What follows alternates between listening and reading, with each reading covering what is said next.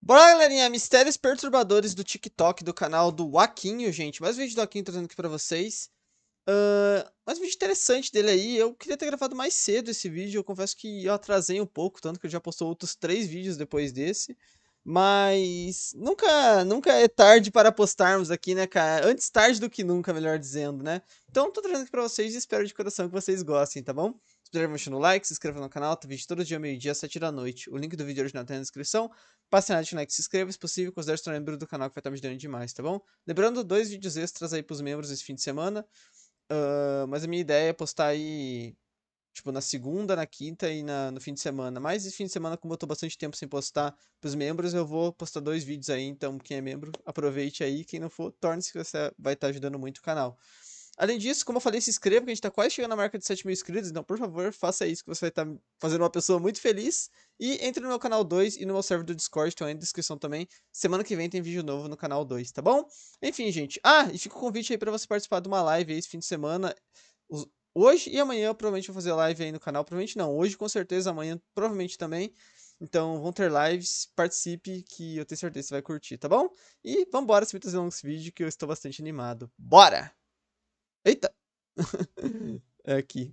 Imagine que você Eita, mais um problema. Eu tô cheio de tá problemas. rolando o Agora sim. TikTok tarde da noite, quando de repente um vídeo aparece no seu feed. A primeiro momento parece só mais um daqueles vídeos Damn! estranhos, mas então você cai na ficha. O que você tá vendo não é uma trend, é algo muito mais sombrio. De malas com conteúdos Eita. horríveis, a desaparecimentos que prenderam a atenção de milhões de pessoas, até mistérios virais que terminaram das formas mais inesperadas. Hoje vamos dar uma olhada Ok. em alguns dos mistérios mais perturbadores do TikTok. Então já deixa o like e Let's se go! inscreve no canal. Então, sem mais enrolação, bora Bora! pro vídeo.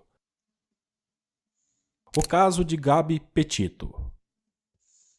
Gabi Petito. Gabriele Venora, ou mais conhecida como Gabi Petito, era uma viajante e criadora de conteúdo de 22 anos de Blue Nossa, Point, em minha Nova idade. York. Ela tinha conquistado um público fiel nas redes sociais, mostrando sua rotina ao lado do seu noivo chamado Brian. Os dois estavam juntos desde 2019 e já eram noivos. Gabi atraía milhares de seguidores, especialmente Campando, cara. jovens Olha interessados lá no o que eu estilo de fico vida falando. van life, vamos dizer assim. No dia Ó 2 o que de eu tô julho de falando. 2021, o casal partiu de Nova York em uma van branca, adaptada para moradia, começando uma viagem de 4 meses pelos Estados Unidos para visitar parques nacionais e registrar tudo Ok, nas redes. espero que vocês, como são pessoas sábias, vão só acampar em campings, em lugares com segurança, né? Não vão ficar acampando em lugares que não tem absolutamente ninguém, né? A primeira parada foi em Monument Rocks, no Kansas, e depois em Great Sand Dunes, no Colorado. Gabi postou uma foto no Kansas com a legenda: "Um lugar como o pequeno lar que construímos". Em 16 de Ok. julho, eles já estavam no Parque Nacional de Zion, acompanhados sob um calor de 40 graus e tempestades. É. Tudo parecia perfeito, a viagem dos sonhos para eles, cheia de curtidas, comentários e fãs empolgados a todo momento. Mas como em muitos casos assim, nem tudo era o que parecia. Nos bastidores, algo estava muito errado. No dia 12 de agosto de Comecei a 2021, por desconfiar do volta namorado dela aí, cara. Esse mouse ali das perto. 4h30 da tarde, a polícia recebeu uma ligação para atender um caso de violência doméstica. Uma testemunha relatou Uou! ter visto o casal próximo ao Parque Nacional Arches, onde o homem agredia a mulher várias vezes. Eu Que passei de carro e loucura, vi o cara. cara batendo nela. Nós paramos, eles correram pela calçada, ele acertou, entrou num carro e foram embora. Logo depois, a polícia localizou a van, que estava em alta velocidade, batendo no meio-fio e dirigindo de forma bem esquisita. Quando os policiais abordaram o veículo, eles encontraram a Gabi e o Brian com ferimentos bem visíveis. E a Gabi estava ali chorando sem parar no Obrigado. banco do Esse é o problema, né, gente? Esse negócio de van life, você, cara. E ela era muito nova ali, que ele falou 2019, eu não me tentei exatamente em que ano esse caso aconteceu, mas eles estavam vindo em 2019, então eles tinham no máximo 6 anos, mas não deve, deviam ter tipo 2, 3 anos de relacionamento, né? Já eram noivos, que ok, vai, tudo bem. Acho que o normal, eles têm que ter pelo menos aí 4 anos de namoro aí pra poder começar a pensar em noivar. E com todo respeito aí, né, cara? Eu sei que conforme você vai envelhecendo, esse número vai caindo, que as pessoas vão ficando mais maduras. Mas principalmente quando você é novo, acho que você tem que namorar por bastante tempo antes de você casar com a pessoa, cara. Mas enfim. Tô falando isso porque você tem que conhecer muito bem, cara. Principalmente nesse jeito que eles vivendo uma vida van life aí, né, cara? Que ela tá literalmente presa, literalmente com ele. Um sem o outro ali não é nada, porque, pô, se ele quiser pegar essa van e deixar ela no meio do nada e ir embora, o que ela vai fazer, né, cara? Principalmente ela, que é a menina e é a mais frágil aqui, né, cara? Então, é extremamente perigoso, cara. Você tem que conhecer muito bem a pessoa, cara, antes disso daqui. É, assim, O terrível. passageiro. Nas imagens da câmera corporal, Gabi conta aos policiais: brigamos hoje pela manhã por alguns problemas pessoais. Eu tenho toque e às vezes fico muito frustrada. A polícia acabou classificando Gabi como a principal agressora, depois que ela admitiu ter dado um tapa nele primeiro. Um dos policiais escreveu em seu... porque eu tô jogando isso pelo fato de que, como ela é a mais fraca ali, ela é que corre mais risco, claro, né? Mas no modo fato pode ser uma violência por parte dela, mas aí, pô, é o cara que também que... Como é que você vai numa viagem com uma menina que tem esse potencial de ser agressiva? Ou melhor, como você namora com uma pessoa que é assim? Seu relatório, em nenhum momento da minha investigação Gabriele parou de chorar, respirar com dificuldade ou conseguiu formular uma frase sem precisar enxugar as lágrimas, o nariz ou esfregar os joelhos com as mãos. Segundo os agentes, Brian tentou se afastar dizendo a Gabi para dar uma volta e se acalmar, mas ela não queria se separar dele e começou a bater nele novamente. Brian então segurou seu rosto e a empurrou para trás quando ela se aproximou dele e da van. Os policiais decidiram separar o casal por uma noite. Brian ficou em um hotel pago por um grupo de apoios a vítimas de violência doméstica, enquanto Gabi permaneceu ali na van. Nenhum dos dois quis prestar queixa, por isso a polícia registrou o caso apenas como um surto emocional e não como uma violência doméstica, o que teria exigido uma prisão. Depois disso, Gabi continuou postando... Mas pelo amor de Deus, né, gente? É óbvio que é brincadeira. Qualquer tipo de agressão em um relacionamento é, pô, pelo amor de Deus, terrível, né, cara? E passivo de você terminar com a pessoa imediatamente, né? Assim, nas redes, é a máxima red flag de todas. Como se tudo estivesse normal, mas em seu último post no Instagram, no dia 25 de agosto, feito no Parque Nacional Grand Teton, eu acho que é assim o nome dele, seus seguidores notaram algo bem esquisito. Ela não marcou a localização, como sempre fazia, e ela estava com o cabelo meio que tingido de loiro. A mãe da Gabi falou com ela pela última vez 1 ou 2 dias antes dessa postagem. Na conversa, a Gabi contou que eles estavam deixando Utah e seguindo para o Grand Teton, em Wyoming. E essa foi a última comunicação verbal confirmada entre a mãe e a filha. As mensagens de texto continuaram até o dia 30 de agosto, mas a mãe começou a desconfiar do tom e das palavras. Uma das mensagens dizia apenas: "Estou sem sinal", um texto que soava bem estranho e fora do padrão dela. Ainda mais inquietante foi uma mensagem que Gabi se referia ao seu avô como Stan, em vez de vovô, um nome que ela nunca usava. Então no dia 1º de setembro, Brian voltou sozinho para a casa dos pais, em Northport, na Flórida, dirigindo a van de Gabi, sem ela. Isso imediatamente, alarmou a família dela. Durante 10 dias, Brian e seus pais se recusaram a responder qualquer contato, ignorando mensagens, ligações e até contratando um advogado. Mas se o cara cometeu o crime mesmo, ele imaginou que nunca ia pegar ele voltando literalmente pra casa, assim? Tipo, enquanto os pais de Gabi faziam súplicas desesperadas por informações. Em 11 de setembro, a família de Gabi registrou oficialmente seu desaparecimento. Em poucas horas, a notícia tomou conta das redes e o TikTok explodiu. A hashtag GabiPetito ultrapassou 500 milhões de visualizações rapidamente. Uma das primeiras criadoras a falar sobre o caso foi a Paris Campbell, uma comediante e influenciadora com mais de 150 mil seguidores que postou o cartaz de desaparecida. Ela acabou fazendo mais de 40 vídeos sobre o caso, analisando os perfis do casal, a linha do tempo e os detalhes de cada postagem. Logo, os usuários começaram suas próprias investigações, examinando cada detalhe possível, horários, locais, reflexos em fotos, planos de fundo e tudo isso em busca de pistas.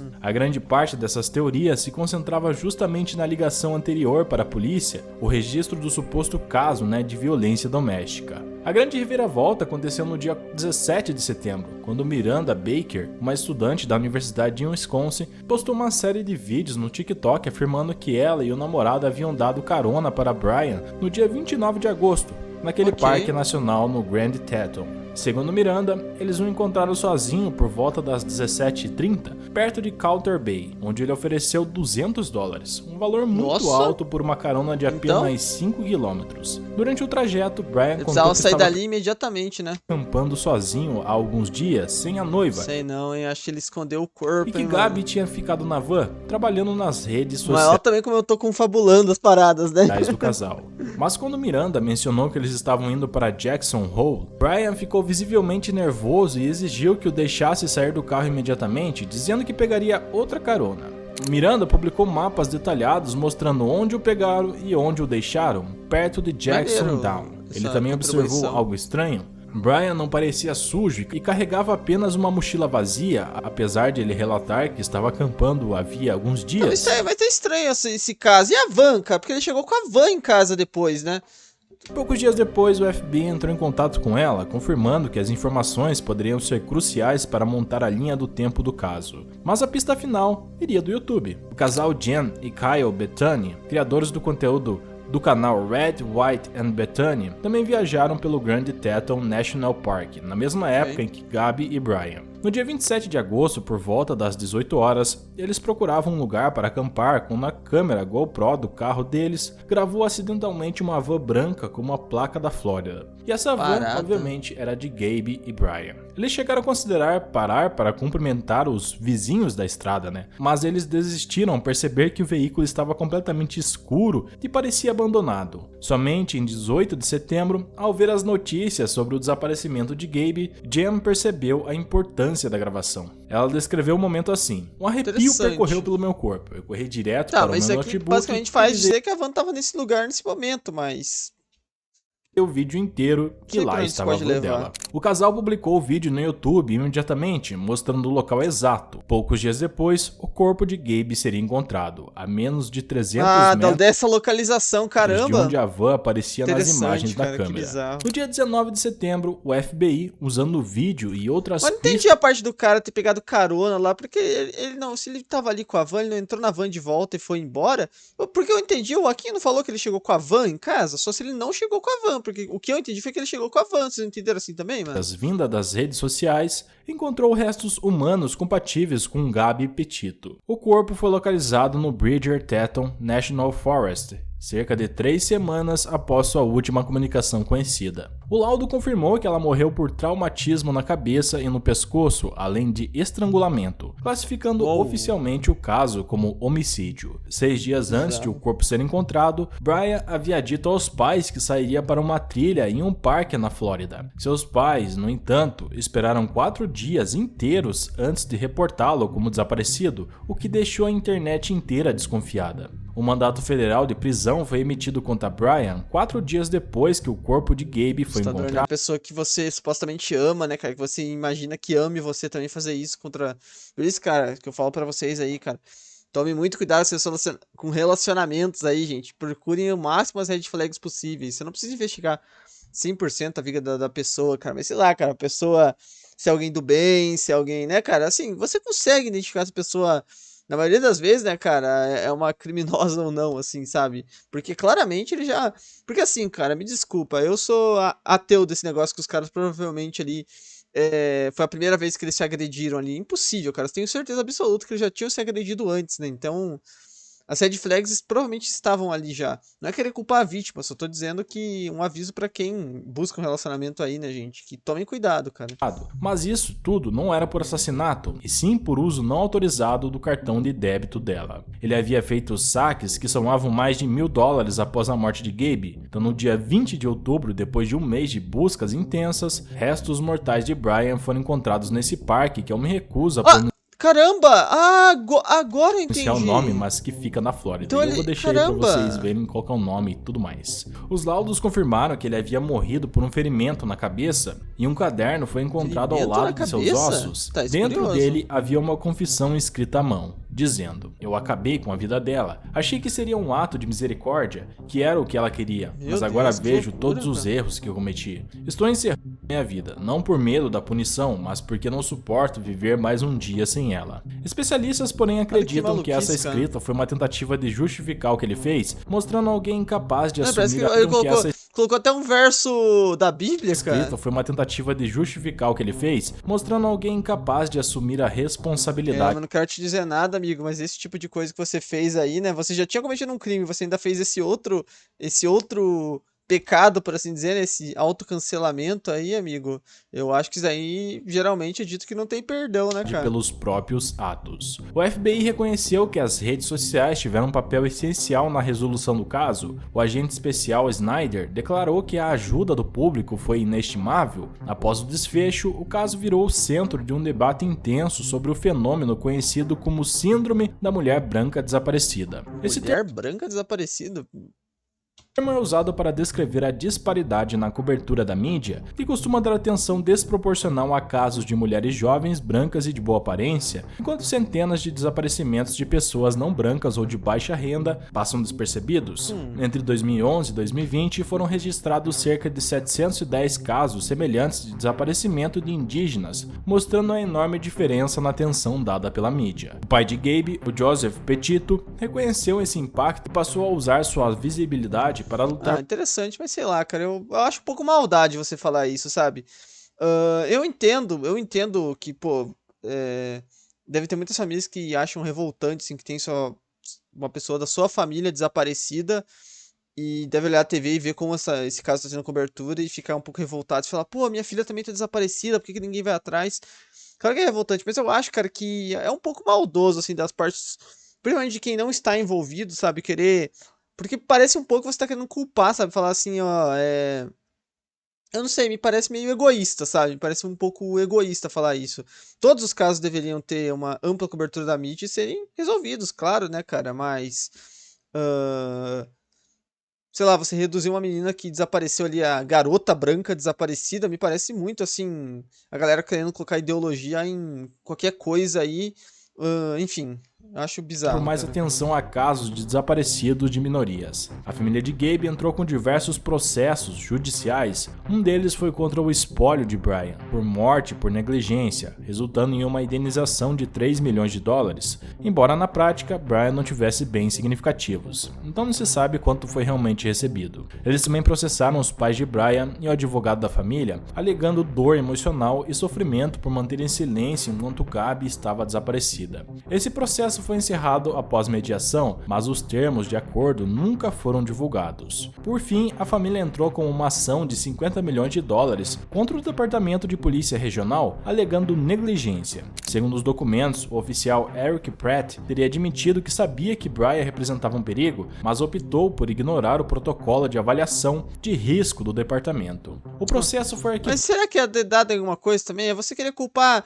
Eu acho que isso aqui é você querer culpar todo mundo em volta, menos o cara, pô. O cara já foi, tipo assim, ele foi o culpado e, sei lá, cara, essa história também aí tá um pouco esquisita aí, que ele fala aí que queria dar um final digno pra ela, algo assim. Ele não falou um negócio desse, falou, tipo assim, queria encerrar o sofrimento, sei lá, ele falou alguma coisa assim, cara. Me parece que, sei lá, cara, eu não sei. Podem me deixar aí nos comentários o que vocês acham, cara.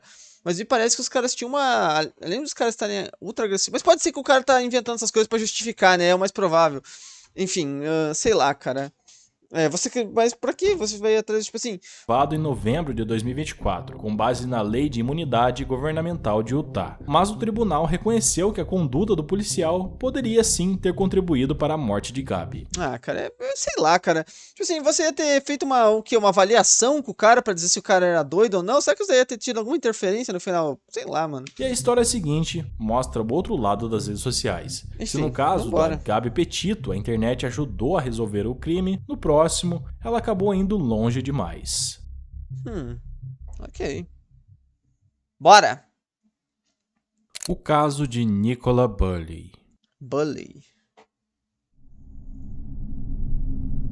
Nicola Bulley, uma consultora de hipotecas de 45 anos e mãe de 2 filhas, deixou as crianças na escola na pequena cidade de St. Michael-on-Wye, em Lancashire, na Inglaterra, na manhã de sexta-feira, 27 de janeiro de 2023. Depois disso, seguiu sua rotina habitual, uma caminhada matinal com sua cadela Willow por volta das 8h40. Tudo parecia absolutamente normal. Às 8h53, Nicola enviou um e-mail ao chefe e às 8h57 mandou uma mensagem de texto a uma amiga combinando um encontro entre seus filhos para o fim de semana. Às 9h01, ela entrou em uma reunião virtual de trabalho enquanto caminhava com a câmera e o microfone desligados, como de costume.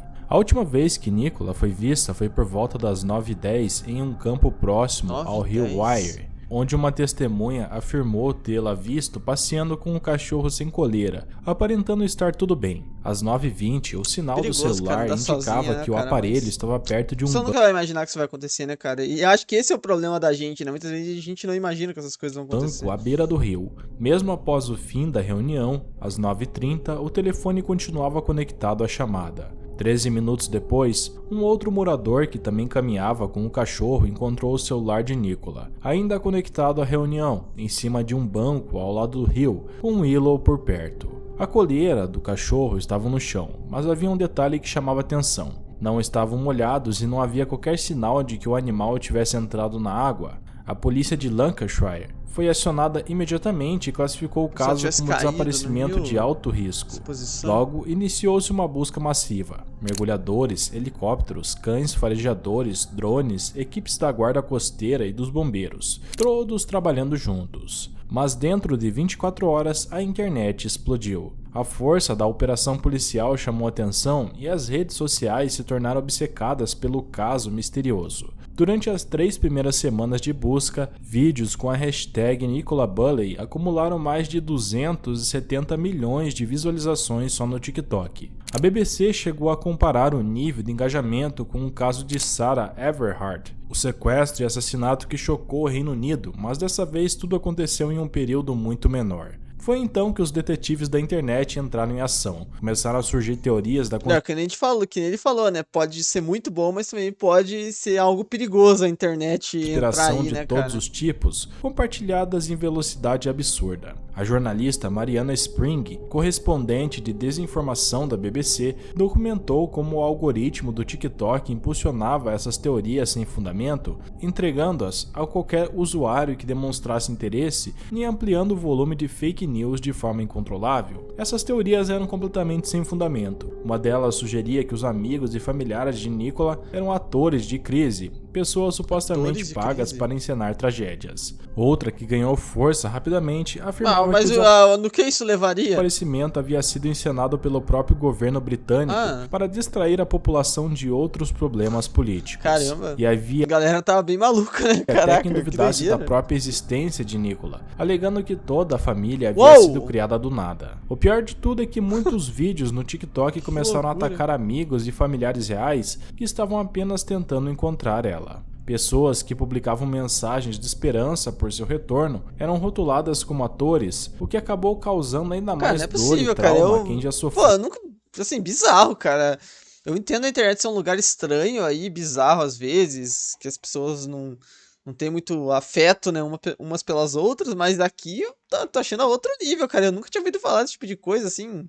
Realmente, sei lá, o pessoal tava maluco, com o desaparecimento. Com o frenesi chegando no auge, usuários falar que são atores, né, cara? Estranho. TikTok começaram a viajar até a cidade de St. Michael's, como se estivessem participando de um jogo de detetive da vida real. Gravavam vídeos, subiam em cercas, entravam em propriedades privadas, alguns até levavam seus filhos para o local, transformando a área de uma tragédia em um ponto turístico. A situação ficou tão fora de controle que a polícia de Lancashire precisou emitir uma ordem de dispersão de 48 horas, autorizando os agentes a remover à força grupo de pessoas que estivessem reunidas apenas para gravar conteúdo. Os investigadores relataram estar sobrecarregados com informações falsas, boatos e acusações sem sentido. A detetive superintendente Rebecca Smith afirmou que nunca havia visto nada parecido com seus 29 anos de serviço. Ela destacou que os TikTokers detetives estavam atrapalhando ativamente a investigação.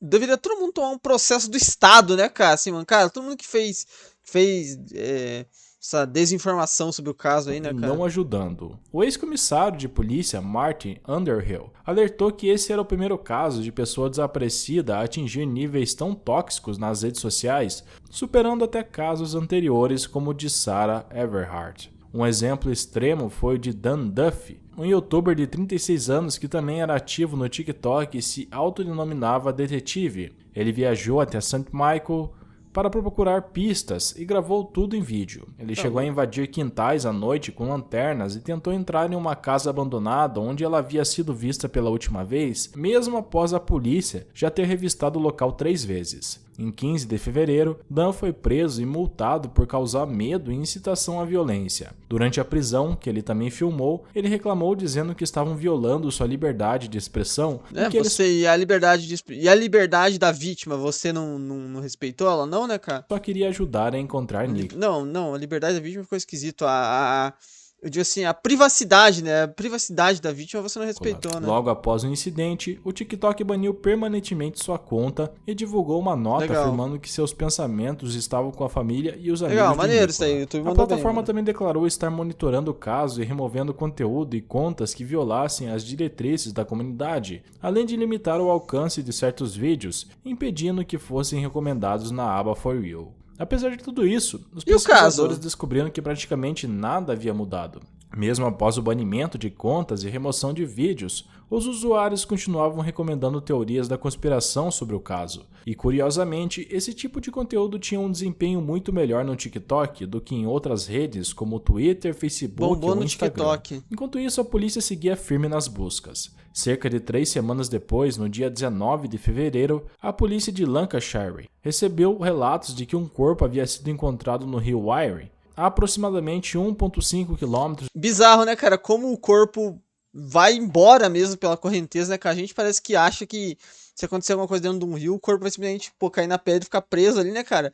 Geralmente esses casos são em rios, é sempre assim, né, cara? Ele é achado quilômetros pra frente, né, cara? Isso aqui tava até perto. De onde Nicola foi vista pela última vez, foram 2 pessoas que estavam passeando com seus cachorros que encontraram, encerrando uma busca que já durava 23 dias. No dia seguinte, as autoridades confirmaram oficialmente que o corpo era de Nicola Bulley. Mas é claro... Tá, mas e aí? Ela pulou no rio? O que aconteceu, né, cara? Estranho, mano. Os sociais aceitaram o resultado. O corpo havia sido encontrado em uma área que já havia sido vasculhada várias vezes por mergulhadores da polícia e também por uma equipe de busca particular, o que levantou novas dúvidas. Essa equipe particular havia sido contratada pela própria família de Nicola, liderada por Peter Falding, um mergulhador profissional de 61 anos e fundador da Specialist Group International. Ele trouxe equipamentos de sonar avançados para ajudar nas buscas, mas acabou se tornando uma figura bastante controversa. Peter... É meio bizarro, cara, com sonar não ter achado, né? Eu achei que ele tava só literalmente mergulhando e olhando, assim, né? Declarou publicamente que a polícia estava usando equipamentos de baixa tecnologia e que jamais encontraria o corpo daquela forma. Ele chegou a afirmar com convicção: se Nicola estivesse nesse rio, eu a teria encontrado, garanto isso. Essa frase acabou alimentando ainda mais teorias da conspiração, já que muitos usuários passaram a acreditar mais nele do que na polícia. Mais tarde, Peter alegou que... Mas ele pode estar falando isso muito pra ele se abster da culpa, né, cara? Tipo assim, não, eu teria achado, né, cara?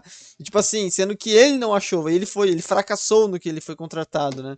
O corpo já no dia 7 de fevereiro, apenas 11 dias após o desaparecimento, mas que a polícia teria se recusado a permitir que seus mergulhadores verificassem a área. Uma revisão independente criticou fortemente sua atuação, afirmando que suas declarações públicas dificultaram a investigação e que muitas de suas falas à imprensa não condiziam com os fatos. Vale lembrar que desde o início a polícia classificou o caso como desaparecimento de alto risco, mas sem explicar o motivo, o que também levantou suspeitas. Então, em 15 de fevereiro, sob forte pressão da mídia, a polícia de Lancashire decidiu revelar detalhes pessoais de Nicola. Ela estaria enfrentando problemas com álcool e sintomas de perimenopausa. A justificativa era de que isso explicava o motivo da classificação de alto risco e poderia frear as especulações nas redes sociais. Mas a decisão teve efeito contrário. Foi amplamente criticada por parecer culpabilizar a vítima e expor detalhes irrelevantes para a investigação. Muitos disseram que a divulgação era desnecessária e evitável e que só serviu para abalar ainda... É o clássico, né? Se a polícia fala alguma coisa, a galera reclama, se não fala, a galera reclama, né? Assim, a galera só... No final é isso, a galera só quer reclamar, só quer engajar em cima do assunto, né? São todos uns, né? Assim. Mais a confiança do público. A própria família de Nicola ficou indignada com a revelação, mas suas vozes foram praticamente abafadas pelo barulho das redes sociais. Mas é aquilo, a família em caso, é praticamente impossível, cara. Impossível não, assim, que é o negócio da cadeia. 90% dos casos que a pessoa atenta contra a própria vida, a família vai falar, não, essa pessoa jamais faria isso. Porque a família não consegue aceitar isso, né, cara? A família não consegue aceitar que o familiar fez algo contra si mesmo. É muito difícil a família aceitar isso, cara. O inquérito oficial começou em 26 de julho. Até porque, geralmente, nem todos, mas acredito que seja até a maioria das pessoas que cometem algo contra si mesmo, geralmente conseguem fazer aparências, né, cara? Não parecem que vão fazer isso, né? Junho, o legista responsável afirmou que seu objetivo era acabar com rumores e especulações, baseando-se apenas em fontes confiáveis e não em teorias criadas nas redes. A patologista forense Dra. Alison Armour, do Ministério do Interior, declarou que a causa da morte foi afogamento, sem qualquer evidência de participação de terceiros, contradizendo diretamente a enxurrada de teorias no TikTok. O professor Michael Tipton, especialista em afogamento, explicou que entrar em água extremamente fria pode causar incapacitação quase imediata em 20 a 30 segundos e que apenas 2 respirações de água já seriam letais. Naquele dia, a temperatura da água era de apenas 3 graus. 2 testemunhas afirmaram ter ouvido um grito naquela manhã, mas deram horários diferentes e o legista concluiu que provavelmente o som foi ouvido depois que Nicholas já havia falecido. Os exames toxicológicos mostraram que não havia qualquer traço de álcool no corpo dela, apenas níveis terapêuticos de medicamentos pré-escritos. Estranho o cachorro não tá molhado, né? Porque, pô, ela teria pulado no rio e o cachorro não foi atrás dela, indicava né? que ela já estava Estranho. em pleno estado de lucidez. Um cachorro Mesmo muito com covarde, a conclusão né? oficial do inquérito, detetives amadores continuaram a questionar os resultados, criando conteúdos e teorias meses após o caso ter sido encerrado. Ficou claro que as redes sociais tiveram um papel devastador na investigação, teorias inúteis, suposições E delirantes atrapalham, né, criadores em cara? busca de Atrapalham a atenção, polícia. A polícia precisa ter uma tranquilidade pra poder trabalhar, né, cara? transformaram uma tragédia real em um espetáculo online, tudo em troca de alguns cliques e visualizações. Ainda assim, também houve falhas por parte da polícia. Uma revisão independente apontou que as autoridades não souberam informar adequadamente a imprensa tradicional, o que acabou criando um vácuo de informações, espaço esse rapidamente preenchido por especulações e fake news nas redes. No fim, o caso de Nicola Bulley se tornou um divisor de águas. E principalmente nesse caso, dá para notar como a era digital mudou completamente a forma de lidar com casos de desaparecimento e de como qualquer história pode viralizar para o bem e para o mal. O caso expôs um problema sério e crescente na interferência das redes sociais e investigações reais. Esse caso mostrou que, embora a atenção pública possa ajudar, ela também pode destruir, porque no mundo atual, a linha entre empatia e espetáculo é cada vez mais... Esse é o ponto. Até que ponto as pessoas que fizeram vídeo sobre esse caso pro TikTok, etc., realmente se importavam com a vítima, né? Realmente estavam empregadas em querer dar uma solução ali. Não no sentido que a pessoa... Claro, você vai fazer um vídeo sobre um assunto, você não precisa realmente ser o mestre da parada, mas você precisa ter pelo menos a empatia, né, cara? Você falar assim, pô, gostaria que ela fosse encontrada, etc., né? Ou será que essas pessoas faziam um vídeo apenas pelo lucro, né? Eu acho que vocês sabem qual que é a minha opinião, né? Olha, o Randonautica, faz tempo que eu não vou falar, ouço falar dele. Mas antes, por favor, deixa um like, se inscreva no canal, não custa nada, você vai estar me ajudando muito. Se inscreva no canal que eu tô quase chegando a 7.000 inscritos, seria muito legal se você fizesse isso, você ia fazer uma alma muito feliz. Então, por favor, se inscreva aí, tá bom?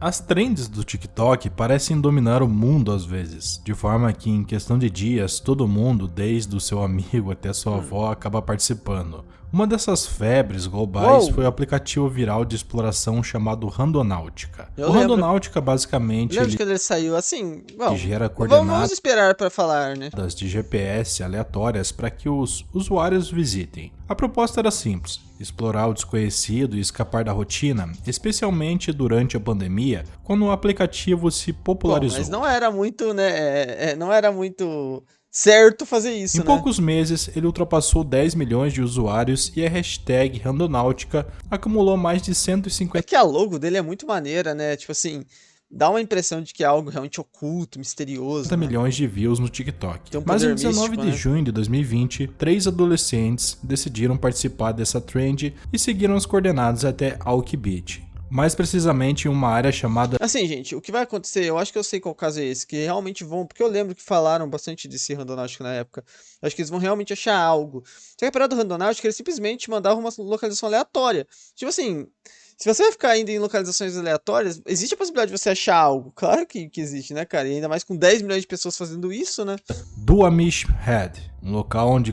Se 10 milhões de pessoas usaram uma vez esse aplicativo, quer dizer que tiveram 10 milhões de chances de algo estranho ser encontrado, né? Quase ninguém costuma ir. Era justamente essa a ideia do aplicativo, tirar as pessoas de sua zona de conforto e levá-las a lugares fora da rotina. Só que dessa vez, a curiosidade acabou levando eles a um pesadelo de verdade. Por volta da 1h30 da tarde, o grupo avistou uma mala preta entre as pedras, perto de uma linha de água. No começo eles acharam que poderia ser dinheiro ou algum tesouro. Até porque também esse Randonáutico vai te levando pra localizações que às vezes são afastadas, que é onde geralmente os caras cometem crimes e acabam deixando esse tipo de coisa, né, mano? Perdido, mas quando usaram um pedaço de pau para abrir a mala, um cheiro insuportável tomou conta do ar. Dentro dela havia um saco de lixo preto e dentro do saco restos humanos desmembrados. Os jovens ligaram imediatamente para a polícia e esperaram 1h30 até que os policiais chegassem, enquanto a maré subia e ameaçava levar embora as evidências. Tudo isso foi filmado por eles e publicado no TikTok, onde o vídeo rapidamente viralizou. Nos dias seguintes, a polícia encontrou mais restos humanos e pouco tempo depois, outra mala próxima ao rio do Amish. As vítimas foram identificadas como Jessica Lewis, de 35 anos, mãe de 4 filhos, e Austin Wenner, de 27, um casal que estava junto havia 8 anos. Segundo familiares, eram pessoas gentis, trabalhadoras e muito unidas. Eles moravam em um quarto alugado na casa do próprio senhorio, Michael Dudley, em Burring, Washington, pagando cerca de $1.500 por mês, um valor alto, mas ainda assim mais acessível do que alugar um apartamento inteiro no caríssimo mercado imobiliário de Seattle. O casal estava passando por dificuldades financeiras e dependia completamente da boa vontade do proprietário. Jessica e Austin foram vistos pela última vez no dia 9 de junho em Renton. Foi quitação de dívida isso daí então, hein? Um subúrbio de Seattle. Naquela noite, por volta das 7 horas, eles receberam uma ligação... que loucura, né, cara? O cara vai entender, né, como é que é o mundo, né? Tipo assim, não era mais fácil o cara ter simplesmente despejado eles, ele precisava realmente tirar da vida dessas pessoas, né? Senhorio. Pouco tempo depois, eu tô culpando o cara brutalmente também. assassinados. Jessica morreu com múltiplos tiros. Mas talvez não foi o cara, né? Talvez eles estavam devendo, sei lá, para agiota, algo assim, né? E Austin foi baleado no torso. Michael Lee Dudley, de 62 anos na época do crime, era conhecido como um anfitrião simpático e prestativo do Airbnb, dono de várias propriedades no subúrbio de Burring, em Seattle. Ele costumava ajudar seus inquilinos, oferecendo caronas para entrevistas de emprego e até conselhos sobre a vida. Mas por trás dessa fachada gentil havia um lado sombrio. Antigos inquilinos o descreveram como instável e agressivo, alguém que podia explodir por qualquer coisa. Sua ex-namorada, com quem manteve um relacionamento turbulento por 14 anos, revelou que ele era abusivo e já havia sido preso por agressão em 2016. Além disso, Dudley acumulava vários crimes menores, como furto de carros e porte ilegal de armas. Um vizinho contou que ele matou cachorro a pauladas depois que o animal tentou atacar suas galinhas e ainda mentiu para o dono do bicho sobre o que havia acontecido. Segundo relatos, após o episódio, Dudley se controlar para não falar nada aqui que me prejudique. Teria dito algo perturbador. Não existe diferença entre o bem e o mal. Definitivamente não era uma boa pessoa. De acordo com as investigações, Dudley se irritou com Jessica e Austin por causa do aluguel atrasado e acreditava que o casal estava roubando dele. Na noite de 9 de junho de 2020, por volta das 7 horas, vizinhos ouviram disparos vindos da casa e uma voz masculina suplicando: "Por favor, não faz isso, a gente vai embora." Quando a polícia chegou, a casa estava vazia e Dudley mais tarde não soube explicar por que não atendeu a porta naquela noite. 2 meses depois, quando os detetives voltaram, perceberam que ele havia limpado e reformado a casa, pintando as paredes e tampando os buracos de bala. Mesmo assim, vestígios de sangue foram encontrados em todos os cômodos e marcas de disparo no quarto de cima onde o casal vivia. A arma do crime nunca foi localizada. Uma testemunha-chave, chamada J.L. Leon, contou ter visto um corpo dentro da casa naquela mesma noite. Leon também notou que Dudley estava com as mãos cobertas de sangue e os óculos quebrados, além de lençóis estendidos no porão. Quando perguntou o que havia acontecido, Dudley respondeu friamente. Durante a investigação, a polícia descobriu que o celular de Dudley havia emitido um único sinal de localização nos últimos 3 meses, justamente próximo à praia de Alki, em 18 de junho, um dia antes das malas serem encontradas. Ele foi preso em 19 de agosto de 2020 e é acusado de 2 homicídios em segundo grau portando uma arma de fogo. A defesa tentou argumentar que outras pessoas teriam cometido o crime, dizendo que Jessica e Austin estavam com medo de indivíduos que já tinham ameaçado eles dentro de casa. Mas o júri não acreditou em nada disso. Dudley foi considerado culpado e o juiz condenou ele a 560 meses de prisão, equivalente a não, mas não é tanto. 46 anos. Mas assim, ele é velho também. Atrás das grades. Na sentença, o magistrado destacou o desprezo e a completa falta de humanidade de Dudley diante das vítimas. O vídeo, gravado pelos adolescentes... Ele é velho no sentido que eu digo, não tô dizendo que isso ameniza o que ele fez. Tô dizendo no caso que, tipo, isso é uma prisão perpétua pra ele. Cientes viralizou quase imediatamente, alcançando mais de 30 milhões de visualizações e gerando uma enorme polêmica. O TikTok no início se recusou a remover o vídeo, afirmando que ele não violava as diretrizes De fato não violava, né, cara? Não dá pra negar, mas é meio mórbido, né? da Porque comunidade. não mostra, tipo, assim. Mostra a mala, não mostra, entendeu? Tipo, A tia de Jéssica tentou inúmeras vezes entrar em contato com a plataforma pedindo que o conteúdo porque sinceramente, bom, não sei, mano. fosse retirado do ar. É que assim, da mesma forma, daí você vai querer dizer que esse vídeo do Aquinho, por exemplo, deveria ser tirado do ar, ou o meu, porque a gente tá repostando isso e recolocando, né, cara? É um caso criminal no final, e essas imagens vão ficar pra sempre aí na internet. Impossível isso sumir, né? Tirando o fato de que, então, você quer dizer que você não pode fazer documentários sobre casos criminais. Então, eu acho que do lado das meninas nesse ponto aí, cara, que acharam a mala, não vejo motivo pra esse vídeo. Eu entendo que a família vai ficar chateada, mas eu não vejo, não tá mostrando, eu acho que não tá ferindo nada, assim. Eu entendo que se fosse um familiar ali meu, eu ia ficar realmente perturbado com essas imagens, mas não acho que a pessoa deveria ter tipo assim, acho que a pessoa deve ter o direito de postar, né, caso se não fere as diretrizes.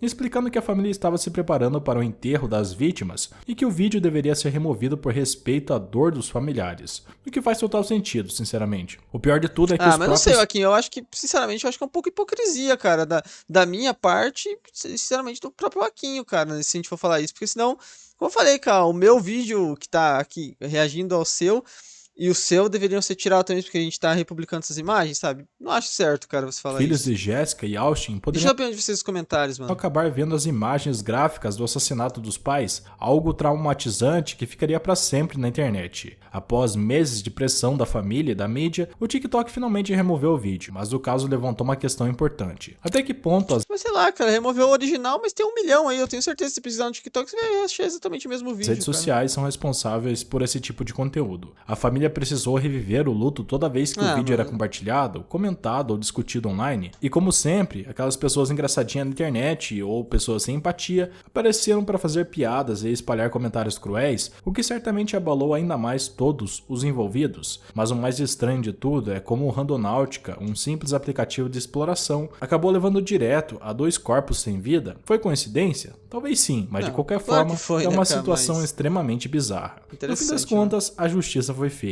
e o assassino de Jéssica e Austin finalmente foi preso. Ok, gente. Enfim, E chegamos ao fim de deixa as opiniões de vocês nos comentários aí se vocês concordam ou não comigo nessa situação e as outras do vídeo. Gostaria muito de ouvir o que vocês têm pra falar, tá bom? Deixa um like, se inscreva no canal, tem vídeo todo dia ao meio-dia, 7 da noite. Tamo junto. É nóis.